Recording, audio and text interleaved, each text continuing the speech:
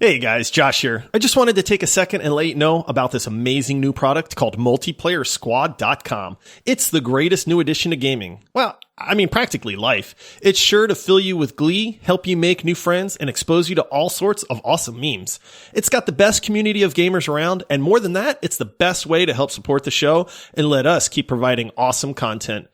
What? I gotta read this disclaimer for legal reasons. Warning, MultiplayerSquad.com can cause feelings of joy, happiness, companionship, ownage, and all-around sense of being awesome. If you notice yourself acting more like Josh, please discontinue use immediately and seek professional help. Hey, who put that in there? Paul!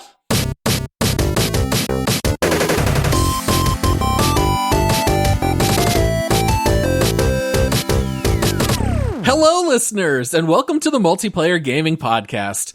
We are three gamer dads, and today is a bonus round Monday where we are going to go back in time to 2017. Now, with 5 years of distance, we're going to talk about the games that released that year and how we feel about them. Please take a second to rate our show 5 stars, leave us a written review, and come support us on Patreon. Supporters not only help fund the show, they also get bonus episodes. Just head over to multiplayersquad.com to sign up. Okay, let's introduce the cast. I am your host, Paul. Joining me, his beard is world famous, and since today we're living in 2017, he just got out of a movie theater seeing Logan, which has his beard twin Wolverine. It's Josh. That was a good movie, actually. That's a great movie. I remember when Logan came out because they've done a lot of like X-Men Wolverine type movies, and Logan came out and everybody was like, yo, they did a good job, man. Rated R comic book movies. Who would have known? Fun fact, Wolverine was one of my favorite superheroes for a very long time as well. Yeah, great movie. Maybe my favorite other than Infinity War within the comic book movies. And my favorite character to play in Capcom versus Marvel. Me too. Yeah, he was so much fun.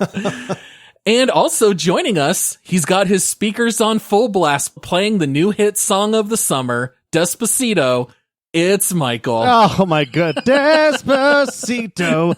Something Despacito. Oh, something Despacito. I think you mixed up Desperado and Despacito in the beginning there. No, I got it right. Because he was like, Despacito. Despacito. Despacito. I know all the words. My favorite song ever. You can tell. It's all the words. When Justin Bieber meets the Eagles. Oh, man. That's what you're getting. Oh, man. Oh, goodness gracious. Okay, well, before we get into the meat and potatoes of breaking down 2017, we do have a little bit of fun housekeeping to cover. We have not just one, but 2 new Patreon supporters to thank on this episode. They both signed up, I think, like within minutes of each other, which was really fun. We're like, hey, we got a new supporter. And then literally while talking about that, another one came in. So we want to give a very special thank you to MarbleMadness, who signed up with legendary status. Oh, baby. And also DevCon1, who signed up with rare status. So air horn time. Woohoo! So, MarbleMadness being a legendary supporter, it means that he gets to pick a game that we're going to have to deep dive in the future. He is still mulling it over, so we don't know quite yet what that'll be, but we are looking forward to what he might have for us. And then DevCon1, Josh, I think is someone that you actually know. Yeah, it's actually kind of funny because I was in a fantasy football draft the other day in this gigantic league that's got like over 20,000 people in it, and it randomly assigns people to a league. And so I got put in this league, and DevCon was in there, and he was like, wait, is this, because my alternate ego on that Discord server and for my company is Papa Josh, because I'm like one of the older people that works there, so ageism or whatever, so he was like, wait, is this actually Papa Josh? And I was like, yeah. And he was like, wait, the Josh from the Multiplayer Gaming Podcast? And I was like, you're my new favorite guy. Wait, what? And then, yeah. And you then got he recognized? was like, yeah, absolutely, man. So then he was like, yeah, dude. He's like, I listen to your podcast. Been doing it since, I think he said the Civilization 6 episode, which is a long time. Early. Yeah. And he was like, you guys are awesome, man. And then sure enough, today we see a new patron and it's him. So big shout out to DevCon1 and MarbleMadness going legendary, man. What a good day. Very special thank you to MarbleMadness and DevCon1. And then, Josh, do you have any reviews that people have left the show? Oh, I got more reviews. Keep them rolling in, people. I've been a happy Josh lately, which funny is you're going to see this in one of these reviews too. But this first one comes in from Llamas Are the Best. And it says, hi. And the review says, hi, great show. I was just wondering, what's a great shooter to play with friends that's for teens? Ooh, interesting question. Overwatch would easily be my answer on that one. That's an easy one. Can't go is wrong that a with shooter Overwatch. though? Is that like quote unquote a shooter? Really? Yeah, it's definitely a shooter. It's like a hybrid shooter / I play a hammer game. And this might be the last time I ever utter these words, but Destiny 2 might be another good one for teens. That's good on the content. A fun shooter as well. My challenge now is to get Josh to say the word Destiny 2 after this episode. Oh, I might mention it during this episode, just as a prelude to talking about 2017. Yeah. Yeah. And then, all right. So this next one is, comes in from DJ J Money from New Zealand. Oh, wow. So yeah, how about that? And it's titled Best Podcast Out There. And it says, I have been listening since the first Warzone episode, and ever since I have been hooked. This podcast is awesome and always puts a smile on my face. I have found I look forward to my walks home from school where I can put in my headphones and listen. So if you have not listened to it yet, you are really missing out. Pancakes will always be better than waffles. Hope this made your morning coffee a little bit better, Josh. Big thanks from New Zealand. So I got to tell a funny story with this one because this review actually came in this morning. This morning I woke up, I made my coffee, I sat down at my computer and I had no internet. Yeah. The internet was out. The internet company was working on it. They actually had a thing that said, hey, your internet's going to be out for a while. And I just went, how am I going to check reviews? What am I supposed to do? And then lo and behold, like 5 minutes later, internet comes on. I'm like, oh, yay. I hop on and this review is sitting there waiting for me. So it actually made me chuckle this morning as well. That's awesome. What great timing. And what nice reviews. We really do love it. Keep the reviews coming, guys. If you haven't left one yet, please do so in Apple Podcasts and we will read it on the show. So it's a great way to help us out. So people out here might be wondering, why are we doing a breakdown of 2017, right? It's 5 years later. Well, I have heard a lot of people say when thinking about the Oscars that it would be better if we always gave those out 5 years later. That way you're avoiding recency bias. Even when we look at our leaderboard, we admit all the time that we rate things too high or too low with recency bias. And so we decided, let's just go back a couple of years and talk about some of the games. Let's talk about which ones stand out, which ones were most influential, which ones were underrated or overrated. And then at the end of the episode, we'll actually each give out a couple of awards. And I thought it would be kind of fun in retrospect to look back a couple of years. And we just kind of picked 2017 on a whim. We figure 5-year anniversary, why not? And there's a lot of big titles to cover. So I think this is going to be a lot of fun to talk about. Yeah, I think that overall, it's funny. Oscars, like I know this isn't a movie podcast, but that would be so great if the Oscars were 5 years later. So it makes so much sense to do the same thing with video games, because when I looked at this list of games that came out in 2017, my views back then were a little different than they are today. Yeah. Oh, I bet we all have slightly different views. Yeah. I looked at this list and I was like, man, 2017 was a great year for video games, to be honest. Like, that's what really caught me off guard. We actually long ago did a tournament where we selected the best year for video games ever. It was a long time ago, but I'm sure there's some listeners out there that heard that one. I'll be honest, I don't even remember what year we picked. It's been that long, but it's funny because I can say 2017 was not one of those years that won, but then looking at it, man, some really great games come out. And not only that, but there's some games that I think drastically influenced gaming. Absolutely. Moving forward from there too. So this is going to be a really fun episode. I know the title, or people hear 2017 and they kind of go, but trust me, this is going to be a good one because there's a lot to talk about. Yeah, it was definitely like a watershed year for gaming, talking about free-to-play mobile games taking over and talking about battle royales coming out, so much to do. So since we're going back to 2017, let's try to get into the mindset of a much younger Paul, Josh, and Michael. So this is the year when Trump first took office. The Me Too movement started gaining footing. There was the tragedy of the Las Vegas shootings. We had the total solar eclipse.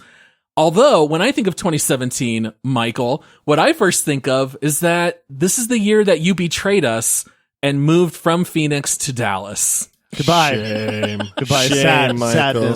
Sadness. I still can't get over the word watershed. Every time I hear it, I picture this shack out in the woods with just water dripping off it. So let's move on.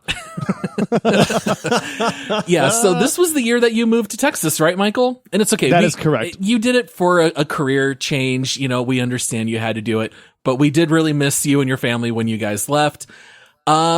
You know, I was kind of curious, Josh, 2017, like, what was your relationship with gaming? What was going on at the time? I don't know, man. I'm old. I can't remember 5 years ago. I mean, honestly, we had, like, it's funny because we mentioned Michael moving for his career, but my job is what brought us to Arizona. And we've been in Arizona for about 11 years now. So we had been set up. I think we had just moved into our new house. My kids were, you know, much younger then. Kids grow really fast. So it's like my kids are teenagers now, but back then they were small and needed a lot more attention during the day. Now it's kind of like I have to beg for their attention. Yeah. You know, and so things are definitely different. It's funny how much things can change in 5 years. I don't know that my gaming habits have actually changed that much, to be honest. Everybody knows I have game ADD. I don't stick around on most games for very long. I'm looking at the games in 2017. We're going to talk about some of those because in a rare change of pace, a lot of the games that are on this list actually commanded my attention for very long periods of time. So I would say if there's anything unique about 2017, it's that my game ADD seemed to have disappeared that year. Yeah, I think the uniqueness of the games that I played in 2017 is I played almost all of them way after 2017, which I think is why I was able to play a lot of them, because there's a lot of heavy hitters in here and a lot of long games too. Well, the funny thing is that even though we have been friends with Michael for such a long time, we did not game very often with you, Michael, because you're more of like a single player gamer. We did a little bit of Overwatch back in the day. Josh and I have been gaming for years. In 2017, I did not even know what Discord was. We coordinated all of our gaming through Slack. Like, I spend my entire day on Discord now. It's kind of wild, like how much things can change in just a 5-year window. Michael and I each had kids born in 2017, so it was also a very busy year. I know at least for our family, my wife and I were building our foster care agency. We had our last child, and so we were very busy and didn't have exactly a whole lot of money to put into gaming. So I went back and I looked at my 2017 purchases in Steam, and I was rather shocked. I only bought 3 games the entire year that were more than $10. I bought PUBG for $30, which I think we're definitely going to be talking about today. I bought Divinity Original Sin 2 for $45, and I bought a second copy of Rocket League that I gifted my friend Andrew McKinney. So, like, it was not a year that I bought a lot of games. DOS 2 and PUBG were the big ones that did release in 2017 that I bought. And I bought a couple of games for $2 or $3 that were on Steam sale. But I was surprised that I did not spend a whole lot of money on games. And I think I know why, which we're going to maybe get into here. I'll let you talk about it, Josh. Yeah, so it's funny because you told us, Paul actually gave us a little bit of homework before the episode. He does that all the time. I know, and I don't like homework, man. So like Paul's like, hey guys, be professionals for once in your podcasting careers. Michael, and do me a favor. Shorten your statements. Yeah, and then he was like, you know, go into your Steam library, go into your history, and just, you know, be aware of what games you bought in 2017. So I'm like, okay, I mean, I'm probably sure it was like 20 games or whatever, right? You'd think. And I actually posted it in Discord, and I went, I think something's wrong with my Steam, guys, because in all of 2017, I bought 3 games. Yeah. For myself. Wow. One of them was Divinity Original Sin 2. People have heard us talk about that. They know my feelings on it, but I'm going to remind you in this episode in case it's one of your first episodes. I bought Castle Crashers, which Paul must have talked me into. I want my $2.99 back, that's Paul. Todd. That game was one of Todd's favorites. He and I already owned it, and I think we convinced you to buy it, and we might have played it like one night. I want my $3 back. Okay. And then the other one was a very cool puzzle game called Antechamber, which I have not played in a really long time. It's actually really, really neat puzzle game. And that's it. And so I was like, guys, what's wrong with my Steam? And then Paul was like, Josh. And then he was like, I think there's a reason for that. And I went, oh, yeah. Like 9 months of nothing but PUBG. Yes, exactly. Oh, wow. What about you, Michael? Did you look at your purchase history in 2017? I did, and I had to look at other systems, not just Steam. I bought 2 games on Steam in 2017. Now, I think part of it was because the move. We just moved to Texas.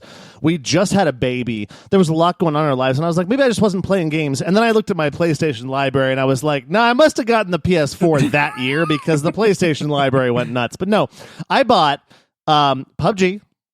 I know, right? Did anybody know that I had that game? I had no idea. I played that game. I played a good bit of it. Yeah. We'll talk about that later.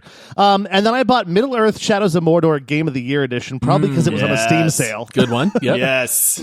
But my PlayStation library went a lot more crazy, and I think I'm going to talk about all of them except for Call of Duty World War II today, so we'll save a few of those. But I bought a lot of stuff for the PlayStation, and then also somehow Destiny 2 showed up in there, but I don't think that was through Steam. I think that triggered that game came with my GPU, my 1080 that's in my computer right now that gets replaced tomorrow. So that's sweet. Awesome. Yeah, it came with it. So yeah. Oh, very nice. So a couple of facts about 2017 in gaming. The best-selling games of the year were PUBG, 30 million sales, Call of Duty World War II, 20 million sales, and GTA 5, despite already being 4 years old, 5 years ago, sold 15 million units that year alone. That's bananas. However, not shockingly, but maybe somewhat surprisingly, the free-to-play games, of course, completely dominated the market. They've been doing it since 2013.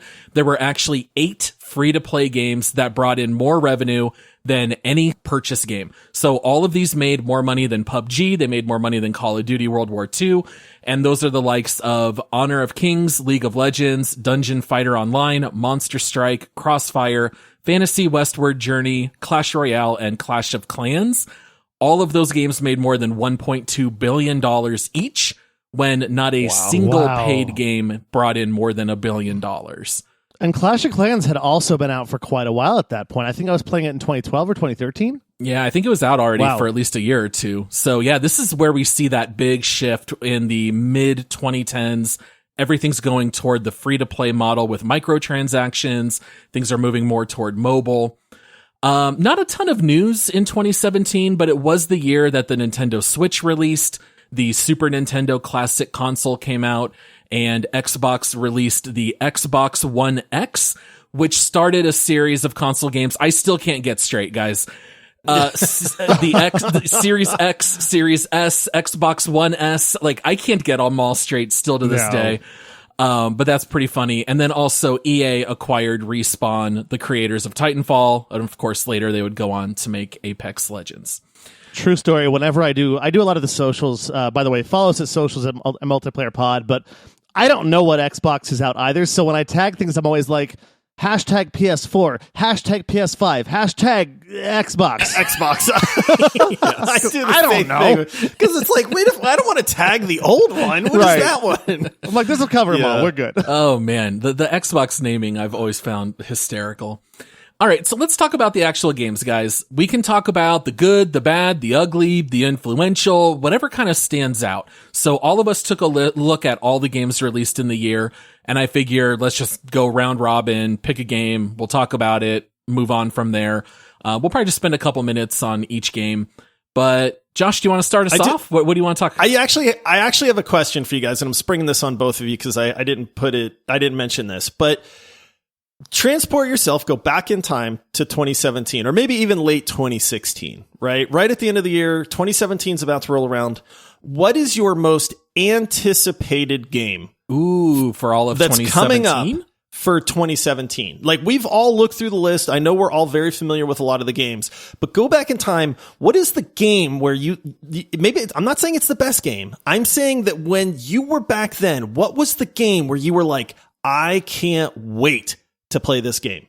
I believe at the end of 2015, beginning of 2016, I had already pre-ordered. The day the pre-order came out, I had pre-ordered Horizon Zero Dawn. I had been following that game for like 4 years. That was the game I wanted to play, and I was following it from the very like way early on when they had a gameplay trailer. They were talking about, hey, it's an RPG, it's immersive, has all these things in it. They're a little bit different, and there's no HUD whatsoever. At the time, the biggest thing was there was going to be no HUD, no health bar, no nothing, and obviously that changed a little bit, but it was very simplified. That was by far the game that I was looking forward to the most. Bar none. Oh, interesting. Mine was definitely Mass Effect Andromeda. You know, being that Mass Effect is my all-time favorite series, that's the one I was most looking forward to going into that year. What about you, Josh? See, mine hands down Breath of the Wild. Oh. This was, and you guys know I'm not a huge like Nintendo, gamer. Some Nintendo games I have absolutely loved. I'm not trying to slander Nintendo, but my wife likes Nintendo games a lot. And I remember at the time we still had a Wii U, and the Nintendo Switch, I think, was either just releasing or was about to release. And I remember seeing Zelda Breath of the Wild, and we were both so excited for this game that we were considering waiting to buy a Switch to play it on the Switch just so it would be a little bit better. And we kind of went, nah, we don't really want to wait. We don't have the money for a Switch right now. So let's just get it on the Wii U, which we did. But I remember being so incredibly hyped for the release of Breath of the Wild because I thought everything about that game looked like it was going to be absolutely incredible. Oh, how funny. Yeah, we bought Breath of the Wild on the Wii U as well because we ended up buying a Switch as a family gift on Christmas 2017.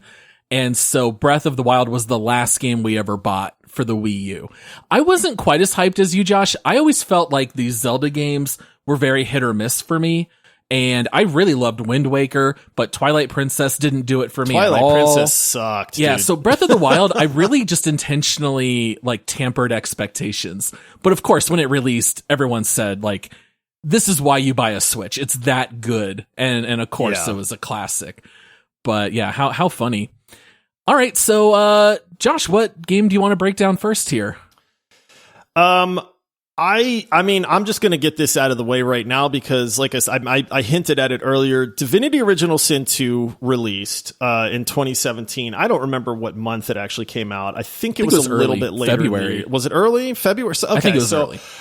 I played the original Divinity Original Sin, and that game caught me very off guard because of how good I thought it was.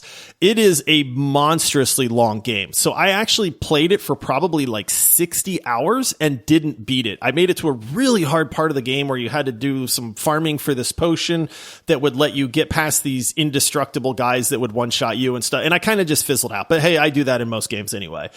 But then, lo and behold, Divinity Original Sin 2 is announced, and they're showing off a lot of the gameplay and stuff, and I'm thinking, man, I can't wait to play this game. It came out, and that is one game that I blame my Steam purchases on, because that is one of the few games I purchased on Steam, but I put over 100 hours into Divinity Original Sin 2 on my very first playthrough.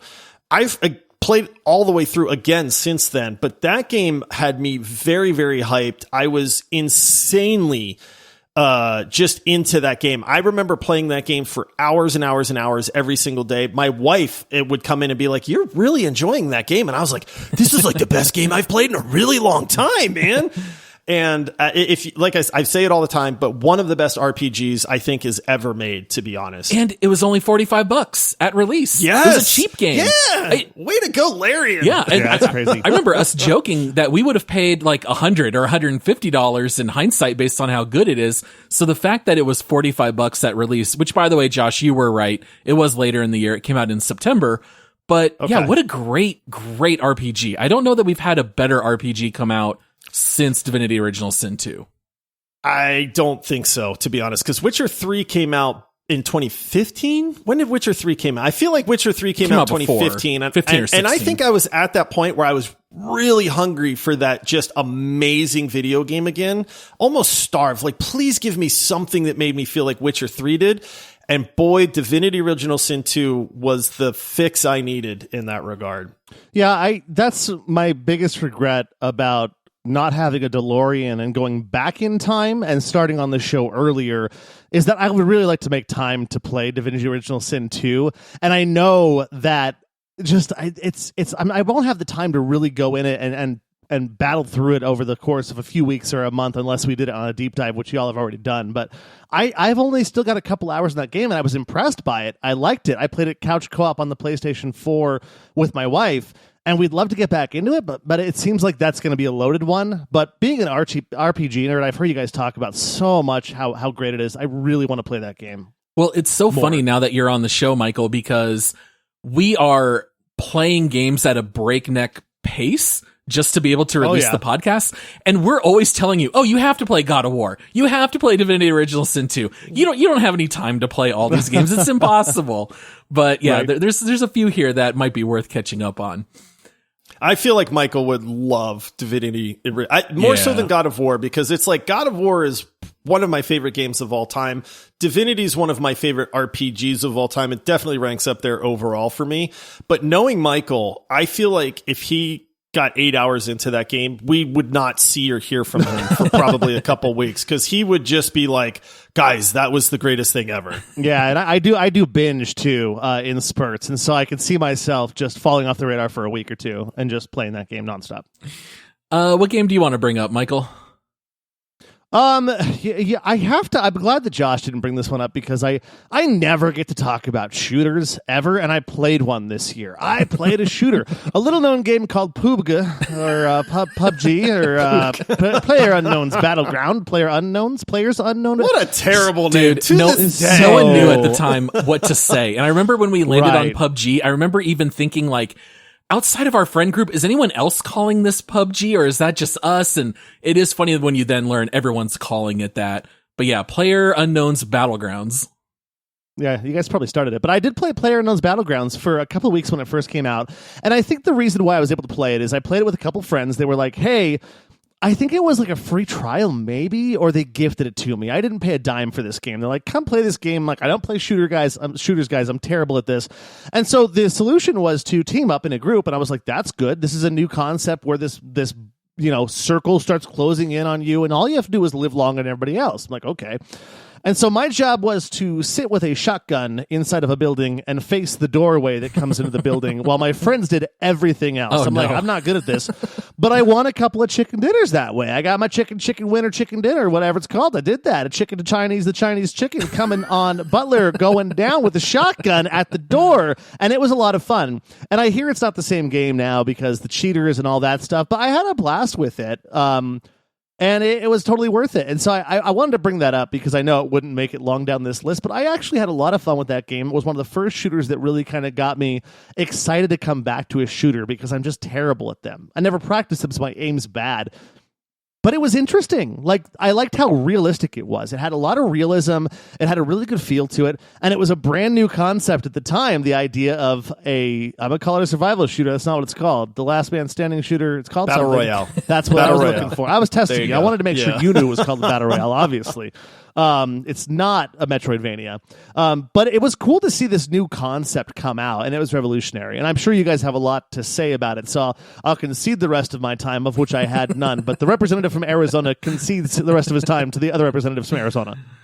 Yeah, Josh, we played a lot of PUBG. We played a lot with Todd, who used to be on this pod. And what's so crazy is that it was one map for the entire year. The second map, Miramar, I looked it up. It did not release until December. So, Josh, we were not only playing PUBG for like 4 hours every day. It was nothing but Erangel. And one of the funniest things about playing PUBG in our friend group is that we would often play in squads. It would be you, me, Todd, and our friend Andrew McKinney. And you and Andrew had such polar opposite philosophies on how to play PUBG. Do you want to talk a little bit about that? Dude, okay. Number one, we played the snot out of PUBG. This game consumed 100% of our gaming time for most of 2017, to be honest. Like, we played a lot of PUBG. And it's funny because we did have kind of our core group. We had a lot of friends that would rotate in and out. We played with Andy a lot. We played with, a lot of other people would kind of join for a few weeks or something like that. But there was never a shortage of people that wanted to play. But the hilarious thing with our core group was my thinking is this is a battle royale. The objective is to kill everybody else on the map. And so my thinking is if I have a clear shot at somebody, I'm going to kill that dude. Like, if I see him running across the street and I know I can take him out, that dude's going down. Andrew's thinking on this game was avoid conflict at all costs. Kill the last one guy. There's guys, run everybody. I'm like, dude, I can snipe that. No, don't give us away. Everybody crouch down. Snake, go prone. And I was just like, what are you doing, man? Like, I don't think you understand how this game works. And it would just be hilarious because we would literally get into arguments sometimes. And then there would be times where he's like, no, don't give us away. And I just start shooting. And then he'd get mad about it. And then he's like, well, now we're going to die. I think that to sum up, I am exactly the opposite of you because I could sum it up by quoting Jeff Goldblum at the end of Independence Day when he just goes, hide. That's all I did. Yeah. Josh's objective was to kill everyone. Andrew's objective was to survive and outlast everyone. And Josh always wanted to land at the school. There'd be 28 people parachuting at the same time. Andrew always wanted to fly to the opposite corners. It was always Georgia Paul or Nevo, I think it was called, in the bottom right. But yeah, PUBG, it's hard to, it's almost impossible to overstate how much it changed gaming. It wasn't the first battle royale, but it was the first one that really grew big. You had stuff like H1Z1 that came out earlier, but man, it hit the industry so hard and so fast that PUBG had so many issues with connectivity, rubber banding, and we didn't even care. It was still worth it because it was something new on the market that we had been craving that we just didn't even know we wanted. Technically, PUBG was a mess. I mean, like, you got to understand, back in the day, nobody cared. Like, nobody, because it was just everybody in the world was playing it. You were having so much fun. All your friends were playing it. But from a technical standpoint, what a piece of garbage, man. You'd go to open a door and your guy the animation would play, but then the door wouldn't open. So you'd click it again and then it would like lag. So the door would open. Your guy would wind up closing the door. Yeah. You couldn't pick up ammo off the ground. Your guy would lean down and pretend to pick it up. So it's like you had to learn how to play around the jankiness of PUBG. But it didn't matter. Like, that was the big thing, is it just didn't matter. Paul, you said it. PUBG single-handedly changed the face of gaming moving forward. It put battle royales on the map. If you like Warzone, you like Apex, you like Fortnite, you know what I mean? If you like any of these games that are insanely popular, PUBG was like the OG granddaddy that made all of that possible. Yeah. And for my money, I don't know that any of the other battle royales, which, by the way, I think we agree, Warzone, Apex, those games are much better than PUBG now. Oh, yeah. But the one thing that PUBG really dialed in on was the intensity of the last circle. Because oftentimes you'd be in a grass field, you might be crawling, or if there were cover, maybe you're behind a rock and you're frantically looking everywhere. You're chucking grenades, just hoping to, flush the other guy out. And the intensity at the end of those games, you never quite got that with Warzone or Apex. I think because they're a little bit more arcade combat. PUBG was just so intense. Winning a match of PUBG was single-handedly the greatest thing that could happen in 2017 gaming. Yeah, it's true. That chicken dinner, when you got that, it was incredible. And then it was so funny because it's like, that was it. Just winner, chicken dinner, game over. And queue again. You didn't care. Yeah. Right back in. Yep. I'm a snake. Follow me. So many stupid meme moments in PUBG.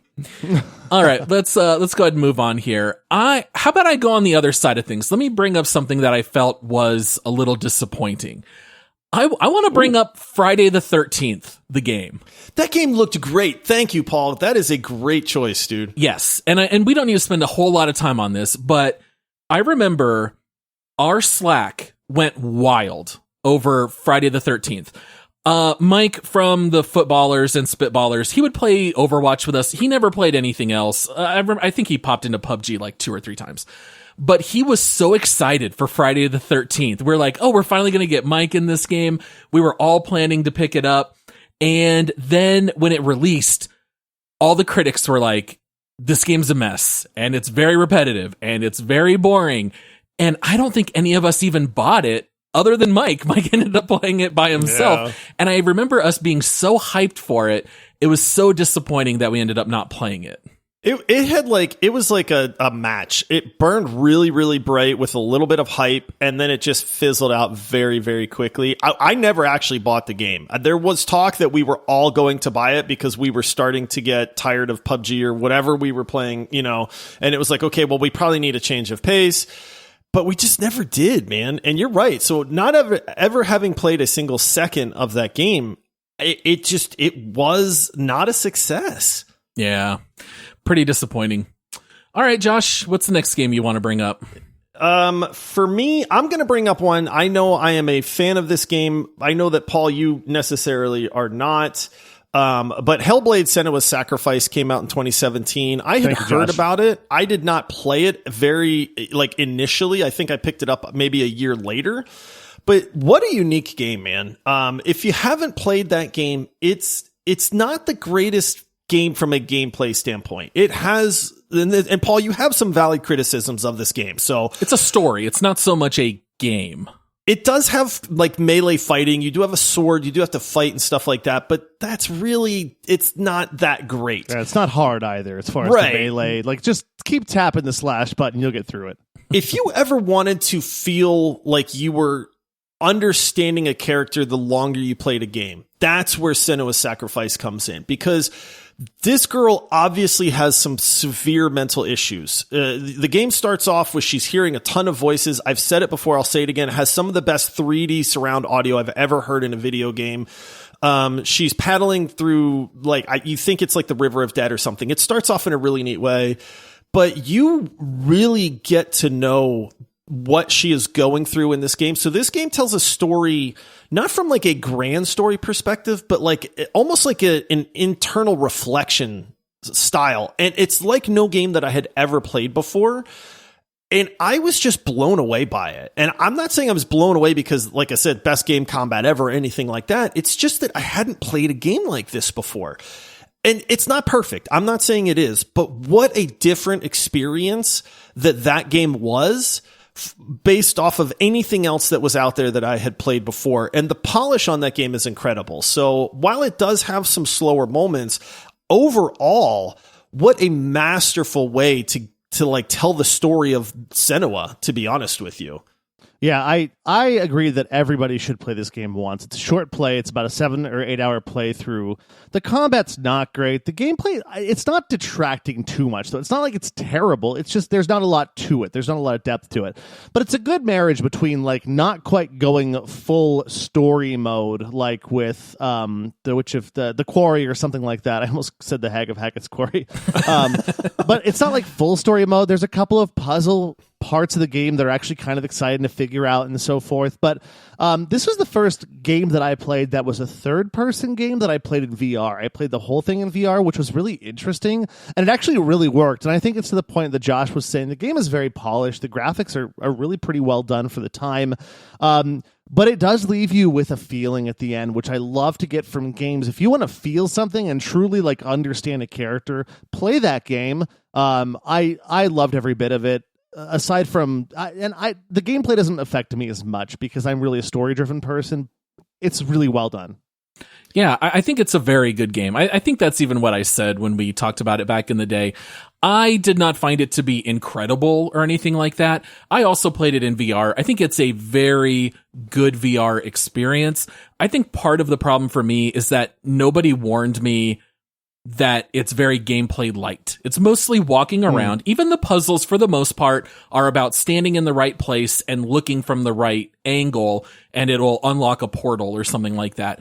The 360-degree sound in VR is pretty incredible, but the game is relatively short. I wouldn't put it on like a must play list or anything like that, but if you want to play something in VR and you run out of stuff, I think it's a great one to pick up. I was curious. I did look it up on Metacritic. They have it as an 83 overall, which makes it the 37th best game of the year.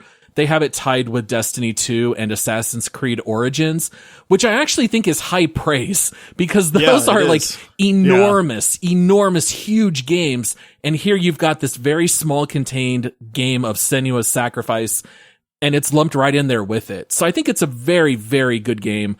I just wouldn't give it like the highest praise. Underrated.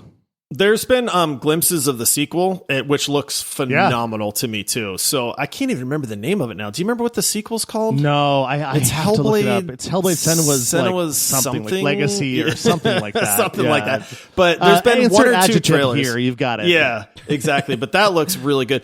Senua is an amazing character. If you've ever wanted to see what it's like for somebody to just descend into madness and follow them on that journey, that's what this game does, and it does it in spades. So. Well, and it's interesting too because it's a progression, and sometimes you're like, is she mad, or is this stuff like really happening? And it's just a journey I really appreciated. So yes. All right, Michael, what do you got? Psychosis you got a game? Simulator.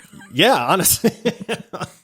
Somebody's got to talk about it because we never talk about these games on this show. But a little game that killed SimCity came out this year called Cities Skylines, and it's funny because like nobody thinks to talk about this as a great game, but it's a fantastic game. And I'm sure we won't talk about this game for long. But seriously, like I was itching for a SimCity-esque game because SimCity 2000 was amazing. SimCity was great games, and then Maxis I think was the creator at the time, and I think they went on and I don't know if they were a part of The Sims or not, but they left the City Builder and kind of went and made The Sims and just left City Builders completely, and they left this gaping hole that City Skylines filled perfectly. And you can mod this game, you can put all kinds of different roads in there, there's a lot of expansion packs. I appreciated it. I think it's totally worth playing. It's one of those where if you just want to kill some time for a little bit, go kill some time building a city and just do it. It's fun. It is hands down the best city builder game since SimCity 2000. Yeah. Honestly, there's been a lot of them that have tried to capture it, but City Skylines by far the best one since SimCity. Yeah, EA bought out Maxis, if I'm not mistaken, and they ended up rebooting SimCity in 2013. And it was such a bad release because this is when like DRM first started. And so even though SimCity was solely a single player game, everybody who bought it couldn't even play because the SimCity servers were down for like the first week. And that was a disaster. People were furious that they spent $60 on a game that's single player and you couldn't play it because of EA. And so I feel like that was kind of like the nail in the coffin. I think that's why you don't see anything else coming out from them. City Skylines, I never bought, but I watched a lot of video and I thought it looked great. One of the games I played the most in my life is SimCity 2000. I mean, that game just did it best. It was so good. All right. Well, I think we're back around to me here. I want to bring up a game that I think is kind of underrated these days. Resident Evil 7 Biohazard. Like, this was a fun game that came out in 2017. This is a great follow-up to Resident Evil 6, which I was not as big of a fan of. 6 was very much a shooter. It was more action-oriented. 7 is when they went back to that stealth horror model. This is the one where you're in the crazy farmhouse with the old people. Super creepy and really thrilling. I really love Resident Evil 7. I couldn't even tell you there was a 7th Resident Evil game, but I've never played really any of them except for the very first one. No, I think I played the second one was one I played a bunch of. So 4 is so good. 4 is a classic. This one's going to be all you, Paul, on my end. I actually played Resident Evil 7. I got real excited about it because I thought it was a major breakthrough for the series. The graphics were absolutely unbelievable. It was the first-person perspective. It was creepy. I was looking because I'm like, I did not play that game for very long. I think I played it for maybe 4 or 5 hours, and I liked every minute of playing it, but then it was just one of those examples where Something came up. I didn't play it for a little while. And then I just never picked it back up. And then here's the thing. I looked up the release dates. Resident Evil 7 came out late January. PUBG came out middle of March. And I did not pick up Resident Evil 7 right when it released. So I am actually very confident that what happened is I started playing Resident Evil 7, PUBG released, end of story. Yeah. Overrode all other games on the docket. Yeah. Yeah. And I think we're really hoping to see another game like that. We haven't really seen that since PUBG. I mean, Apex, I guess, is probably the best example where it really took over when it dropped out of nowhere. But yeah, I'm really hoping we'll see another wave like that sometime soon. Agreed. I want to go there. Yeah. All right, back to you, Josh. We're kind of starting to run out of time here, so we'll probably have enough time for like one each and maybe some quick honorable mentions. I'm going to do it because I know there's a gajillion people out there that are screaming right now saying, how have you guys not mentioned this game?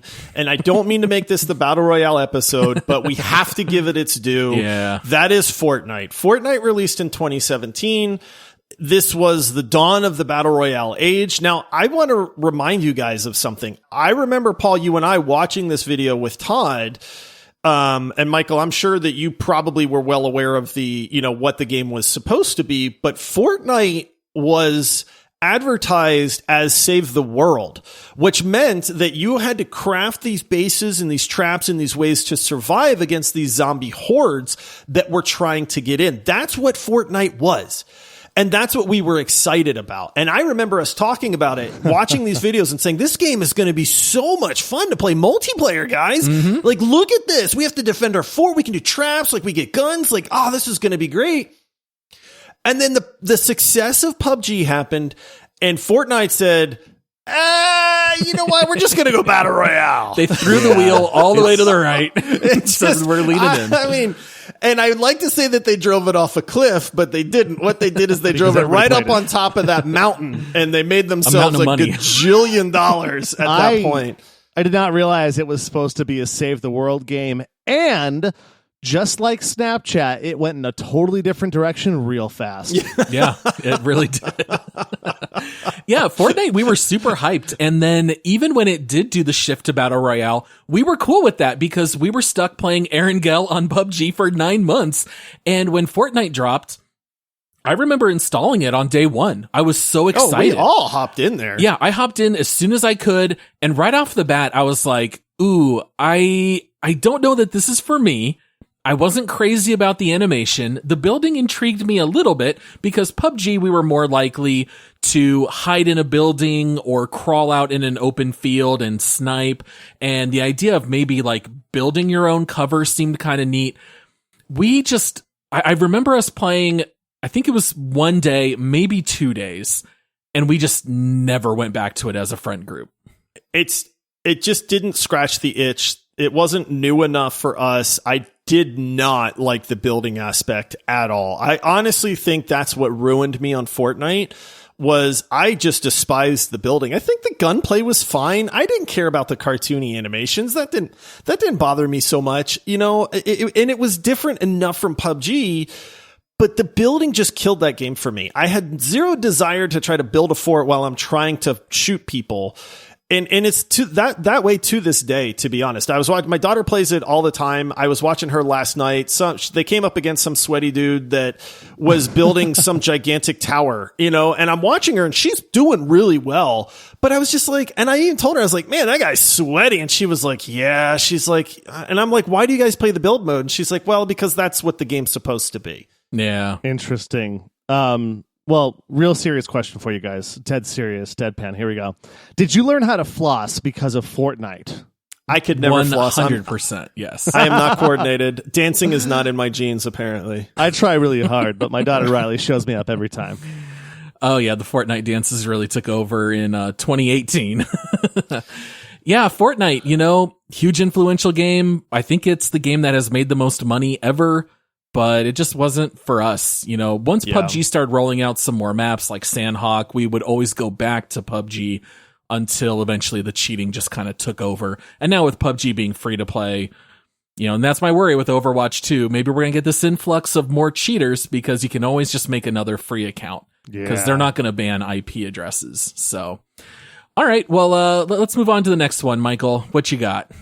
I've got a couple I'd like to bring up, but I'll bring up one that I have to bring up. I already mentioned it earlier. I have to talk briefly about Horizon Zero Dawn. It's in my top 10 list of favorite games, I think, of all time. I think it sits there, and if not, I need to reorganize my list. I love this game. The criticism of this game is that it didn't do anything revolutionary, really like break the mold, but everything it did really well. I think my favorite things, if I keep this relatively quick about the game, is that the environment that you're using so much of the environment, but specifically like the robot dinosaurs that you're shooting. Like, for instance, like if you shoot a gun off of the giant T-Rex, you can pick that gun up and use it as a weapon. You use resources that come off things. You can shoot off different pieces of plates and armor. And there's just so many different ways that you can accomplish things. The combat was fantastic. The story was fantastic. The music was fantastic. The intro tutorial, the way you start as a little girl and then like you transition into the adult Aloy, was great. I thought that was really well done. And of course, Aloy is an iconic hero character that will probably have several entries into her series of Horizon games. Love the game. Would love to play it again, but I'm still playing the newer one because it's also awesome. And it's great to see a new franchise spawn, because you don't see a lot of new franchises that really break in. And this one definitely is here to stay because of this excellent entry from 2017. I had to wait for Zero Dawn to come out on PC because I think at the time I had sold my PlayStation. I was in between. So I actually had to wait for the release on PC. I picked it up as soon as it was available on PC. One of the best intros to a game ever, in my opinion. I have never cared about a character as fast as I did with Aloy and her adoptive father. Rost? Yeah, I like honestly, 15 minutes in, I was hooked. I was just like, I love both of these guys. Like, oh my goodness, I'm so invested in these characters. The intro, like the beginning area, I thought was really cool, really well done before you kind of go out into the main world. I'm with you, Michael. I never finished it, but I made it very close to the end. I feel like I say that all the time. I gotta never finish this game, guys. But I mean, it's a phenomenal game, to be honest with you. You hit it perfectly. It didn't innovate anything, but it did everything extremely well. You know, Horizon Zero Dawn, I kind of ignored for a couple years. I ended up buying it on disc. It was the last game I ever bought physically for my PS4. And I want to say it was probably 2019, maybe even early 2020, like pre-COVID. I remember walking into a GameStop and I had nothing to play at the time. And I saw that it was used and it was like $7.99. It was incredibly cheap. And I bought it. I played it for like 7 or 8 hours. I liked it just fine. And I don't remember what grabbed my attention. I ended up just kind of putting it down. It never really totally sucked me in, but I do want to give props to the voice actor of Aloy. I think her name is Ashley Birch. I know we've talked about her before. With Tiny Tina. Tiny Tina. Yeah, what a phenomenal voice actor for gaming. Really talented. Ashley Birch, if you're listening, we'd love to have you on the show. Please be our first celebrity guest. I would say that we don't have hosts, but if Ashley Birch wants to come on the show, we'll have you on. Yeah, we'll make an exception. All right, and I think the last one that I'll bring up, only because I thought this was kind of funny. I looked at Metacritic, and I'm not even going to ask you guys to guess because you're not going to have any idea. I was curious what the lowest rated game of the year was by critics, and it's actually a game that's fairly popular. It's Hello Neighbor. You know what? Man, Really? I almost brought that game up because what a flop. Yeah, but kids I loved was it. hyped. Our kids My loved it, daughter Josh. was so hyped for Hello Neighbor. I remember watching the gameplay previews and stuff and thinking like the AI of the guy in the house, the neighbor, was supposed to be through the roof. This was supposed to be the smartest game ever. And then it was like such a letdown, man. There's just not much to the game. But I feel like for young kids in particular, it was like a scary hide and seek, and it really appealed to kids. But man, as an adult, this game offered really nothing. Yeah, at all. It really didn't. That's funny though, because I remember the hype around that game. I think that might be one of the games that my kids were most hyped for that I've seen them. Yeah. You know, they don't get too excited about like upcoming games because they've just got the games they like. But Hello Neighbor really went through our household as like ooh, when's that game come out? And then it was like, yeah, it's okay. All right, so let's just maybe list any honorable mentions, maybe with like a one sentence thing that you guys want to bring up. Anything that we kind of missed here? I have to say, I don't think I've ever laughed harder in a video game than when I played Star Trek Bridge Crew in VR with some friends. Yep. It was one of the first true multiplayer VR experiences I had where you could see your buddies and their arms doing all this. And I literally had to like take my headset off because I was worried. I was laughing so hard that I was crying so much that I was worried I was going to like mess up the little face part on my Oculus Rift at the time. Phenomenal game. Like I said, we don't have to go into it, but that was a really fun experience. Yeah, I thought what was it's on my short list. Like, I think it probably would have been the next game we got to. And I'm surprised Zelda Breath of the Wild didn't come up because that was like, why aren't we talking about this? But everyone's talked about it. But Star Trek Bridge Crew, one of the things that blew my mind about that is when you're talking to your friends, first of all, it was cross-platform. I played it on my PC and my buddy was playing on his PlayStation, which had in VR, that's impossible. No one was doing cross-platform back in 2017, which was awesome. But like when you talked, your mouths would open and talk as you talked, which blew my mind. I'll fly through my honorable mentions real fast. I have to just briefly mention Hunter Call of the Wild. Nobody plays hunting games. If you do or ever want to, play this game. Star Wars Battlefront 2, terrible game, horribly disappointing. Have to bring it up. Ark Survival Evolved, great survival game. Nobody played it. Overload, Hollow Knight, Nier Automata, done. Paul, honorable mentions. Yeah, I would bring up Super Mario Run, which is the most I've ever spent on a mobile game. Spent all $10. Absolutely fantastic. Still worth it to this day. Josh, if there's ever a game that might convince you, check out Super Mario Run. You can play for free, and if you want to unlock... Is that like the Temple Run game, where you just run as Mario and collect... No. Well, it's like... It looks like Mario 2D, and Mario automatically runs right until he runs out of room, and then he turns around and runs left, and he goes forever. And so you're just timing all of your jumps, but he can also do combo jumps, kind of like the 3-step jump in Mario 64, that kind of stuff. And you can also play where you not unlock, but where you get all the collectible red coins in the levels. So Super Mario Run, for my money, is one of the best mobile games still, even though it's 5 years old. And no one mentioned Hollow Knight, but that came out this year. Splatoon 2 is a great shooter that came out that we bought on the Wii U. And I think that really covers just about everything. Super Mario Odyssey, I thought was kind of underwhelming. That one didn't really do a whole lot for me. And Cuphead also came out in 2017. I was going to say Cuphead. But yeah. Yep. Yeah. I was going to mention Cuphead came out. I didn't have a ton of interest in that game initially. We did deep dive Cuphead, so if you want to check that out, you can. I remember being really hyped for Honor because I remember seeing the graphics in that game and the one-on-one combat system, and I thought, man, this is going to be amazing. And then that game just never caught on for some reason. For me, honorable mentions, it's funny, we've talked about a couple of these. Destiny 2, I was disappointed in that game. But, it was fun for a little while. Hollow Knight, Star Trek Bridge Crew, Resident Evil 7. These are all games that I wanted to make sure that we mentioned. I'll just touch on Shadow of War. Michael kind of glossed over a little bit. Phenomenal game. Super, super fun. We just covered, what's the first one? Shadow of War, Shadow Mordor. Shadow of Mordor. Shadow of Mordor. There you go. I was like, it's Mordor something. Was the first one that's free right now. So while you're listening to this episode, you can pick that up on Amazon Prime Gaming. Just go play it. But yeah, those games are super fun. But yeah, that's about it as far as honorable mentions go. Yeah. So let's give out a couple of awards. All right. I just gave you guys a couple of categories and we don't have to agree on this. It's not like the leaderboard where we have to have a consensus. So let's just go around first and let's just do the biggest one. Let's knock it out first. Best game of the year. Now in retrospect, 5 years later, what game are you giving best game of the year? Divinity Original Sin 2 for me.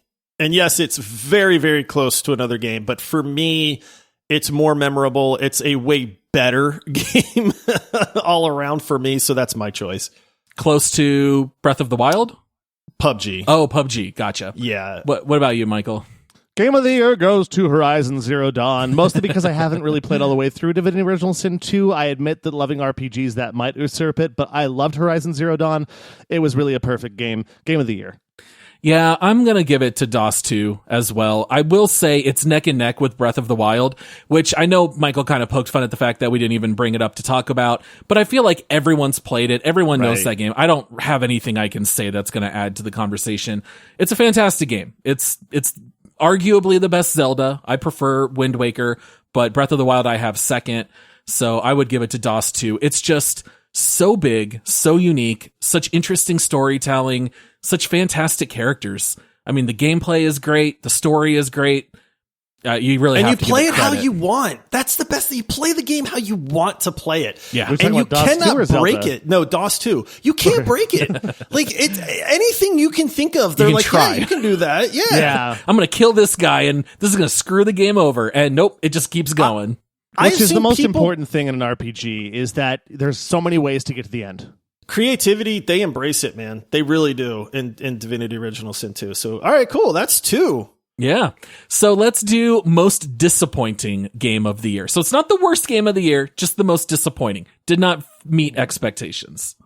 Destiny 2 for me. Ooh, Destiny 2. I was hyped for Destiny 2. I thought this was the next greatest thing since sliced bread, man.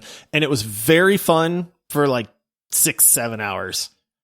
And then I was like, oh man, this is disappointing. That's about how long I played it for, too. Yeah.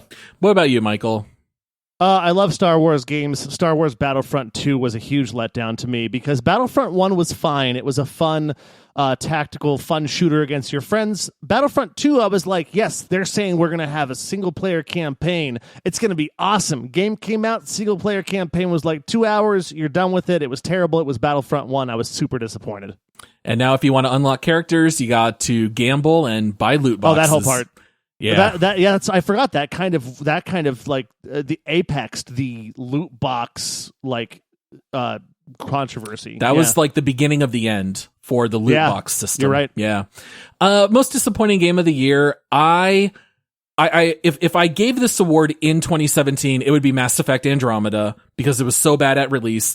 They fixed all the animation stuff. The game is still disappointing compared to the original trilogy, but I'm going to give it to Friday the 13th. I was hyped for that game.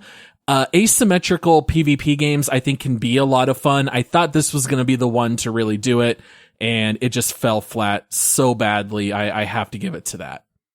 Bummer. Yeah.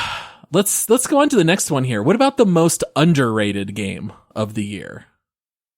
What do you guys have for this one? I mentioned both. This is kind of a tie for me, to be honest. So, Hellblade Senua's Sacrifice, I talked about it. I think that game was very underrated. And then the Middle Earth, Shadow of War. I don't know how that game wasn't just an absolute blockbuster. What about you, Michael? You know, it's funny because I would actually say the most underrated game of the year is a game we just played a couple months ago. It was Nier Automata. Like, nobody was talking about it a whole bunch. I really enjoyed that game. I thought it was really fun.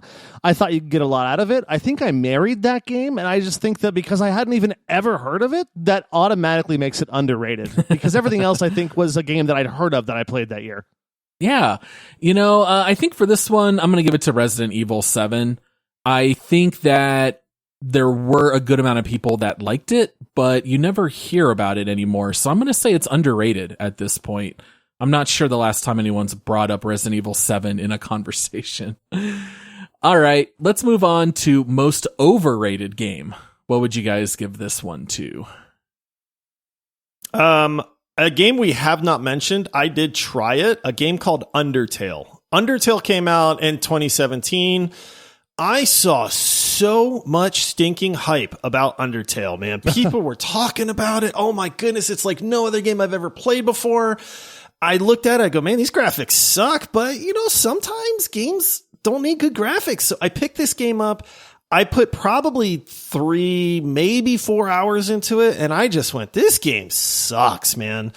I don't get it. It just doesn't, it did not land with me at all. Super overrated, in my opinion. I had the exact same answer. It's Undertale. And I know that that game's very beloved by many.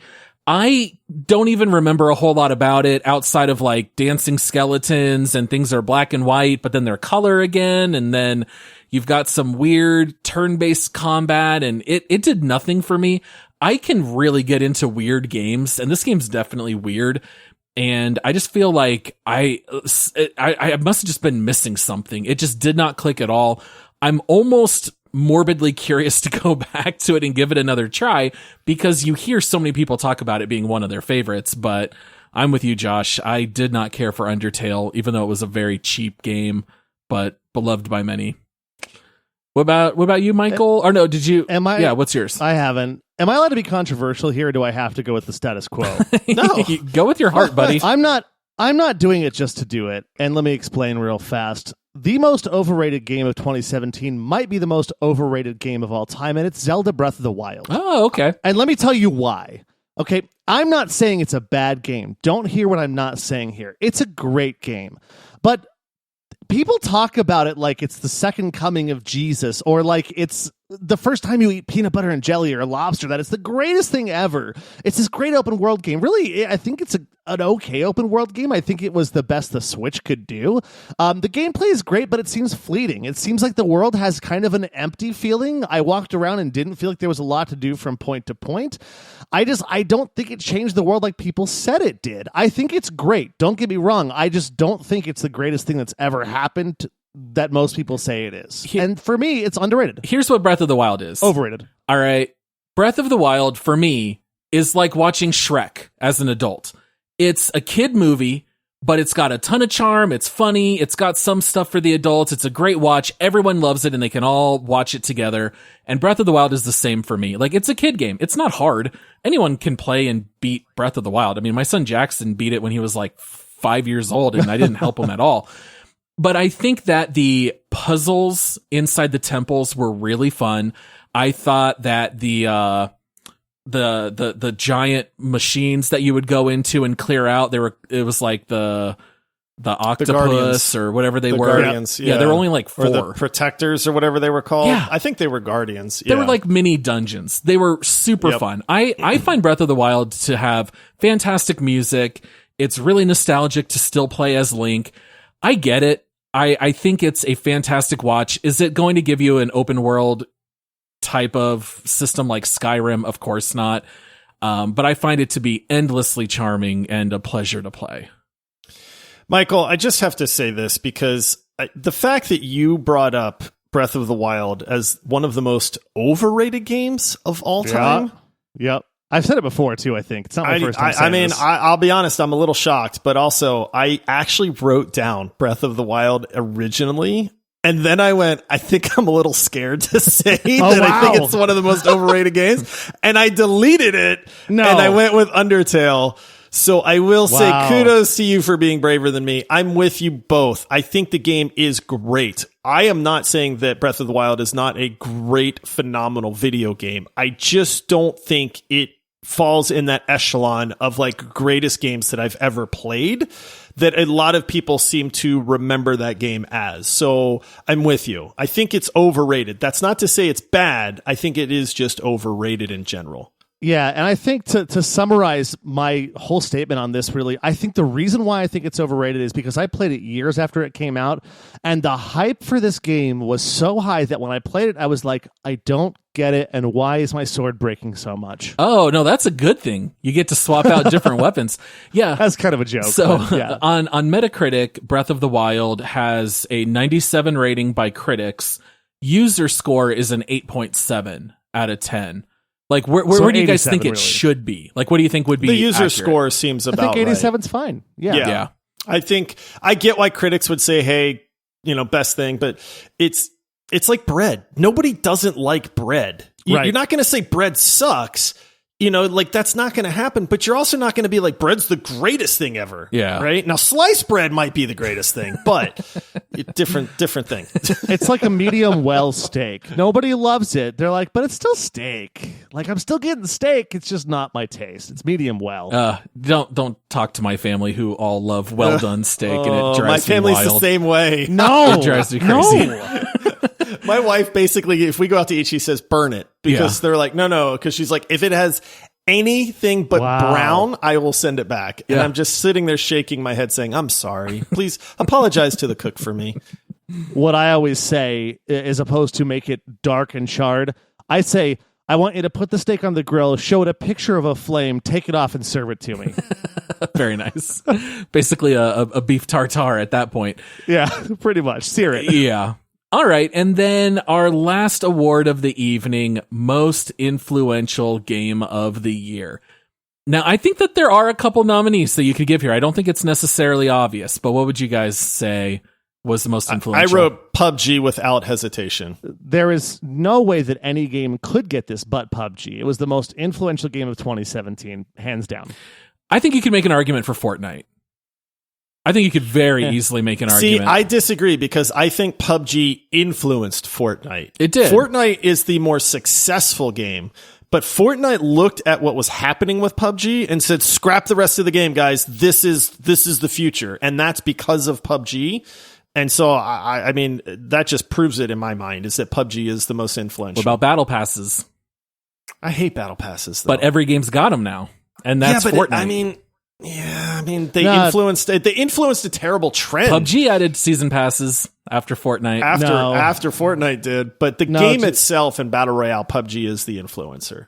Let's go ahead and just have Josh drop the mic on this one because what he just said was perfect. PUBG literally made Fortnite change their game. What's more influential in that? They're like, hey, we're going to make a world saver. No, we're not. No, these guys running around with cast iron skills deflecting bullets. That's what we need. Well, but you're saying PUBG influenced Fortnite. Fortnite influenced Halo Infinite. It influenced PUBG. It added a seasonal pass to every mobile game that's available. I don't think it's clear-cut PUBG, but PUBG is what I would give it to as well. It ushered in the Battle Royale genre as a whole, but I think Fortnite is right there with it. I think those were the two most influential games of 2017. All right, well, any closing thoughts, like any overall impressions after looking at the overall list? I think it was a pretty darn good gaming year in retrospect. It was a great gaming year, to be honest. And it's fun to just reminisce about games sometimes, man. You know, like it's nice for us to be able to cover a lot of games in an episode and say, hey, it's neat to see, like, hey, this was only 5 years ago. Yeah. Like, right. It seems like it was forever ago, but here we are only 5 years later, which is basically the game development, like, normal time frame nowadays. And it's like we went from the introduction of the battle royale genre, you know what I mean, to where we are right now in a short span of 5 years. I'm very excited to see where gaming goes in another 5 years. Oh, I totally agree. The funniest thing is, Josh, you were just saying that it seems like it was so long ago. To me, it seems like it was yesterday because I think I played most of these games this year or during the pandemic. So I'm like, this game came out in 2016. It looks great for how old it is. But no, what a great year in gaming. So overall rating from A to F, what do you guys give it? I'd say an A minus. I absolutely A minus. Oh, yeah, I would say, yeah, A minus, somewhere right around there. Yeah, pretty good year. All right. Well, I think that's all that we have here for this bonus round episode. We do want to let you guys know that our next deep dive a week from today will be the Saints Row reboot, which will be a lot of fun to talk about. Also, Michael mentioned it earlier, but please follow us on socials. You can find us on Instagram and Twitter and TikTok at Multiplayer Pod. We're going to try to start posting on TikTok. I posted one video. Now I have to do it. Yeah, good job, Paul. You just totally added accountability by telling everyone we're doing that, and now I have to. Everybody follow us on TikTok. There's going to be great content. It's going to be so much better than everyone else out there. Paul?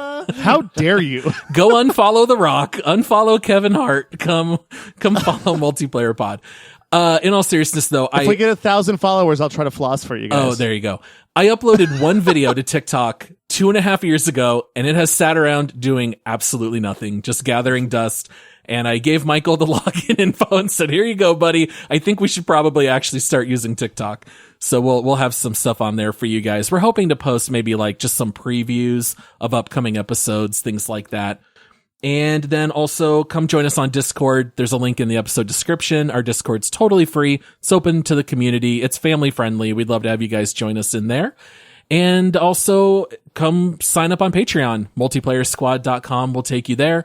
And I think that's all the plugs that we have for you guys. I know that's a lot there, but come connect with us. We love our audience. We'd love to connect you in all those ways.